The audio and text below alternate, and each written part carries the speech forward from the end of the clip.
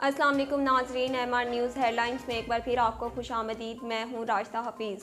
कराची के इलाके तारिक रोड के पार्क पर तजावुज़ात के खिलाफ ऑपरेशन शुरू कर दिया गया है।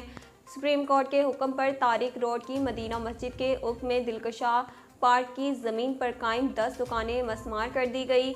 ऑपरेशन पार्क पर कायम तजावुज़ात के खिलाफ किया जा रहा है, जिसमें असिस्टेंट कमिश्नर फ़ैरोज़ाबाद और पुलिस भी मौजूद हैं।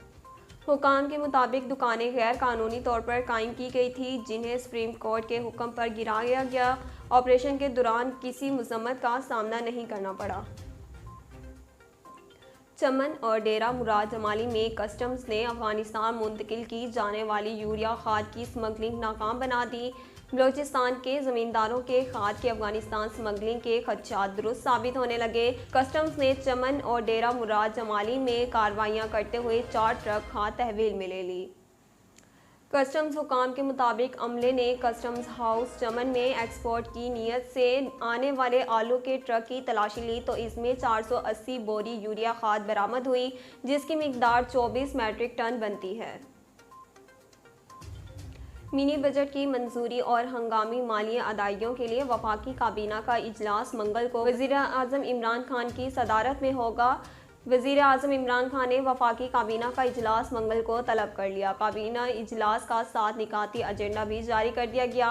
इजलास में मुल्की सियासी और मुआशी सूरत हाल का जायज़ा लिया जाएगा और मिनी बजट की मंजूरी से मुतल्लिक भी तबादला ख्याल होगा। इजलास में फिनांस तरमीमी बिल के साथ हंगामी माली अदायगियों के अशात की मंजूरी दी जाएगी।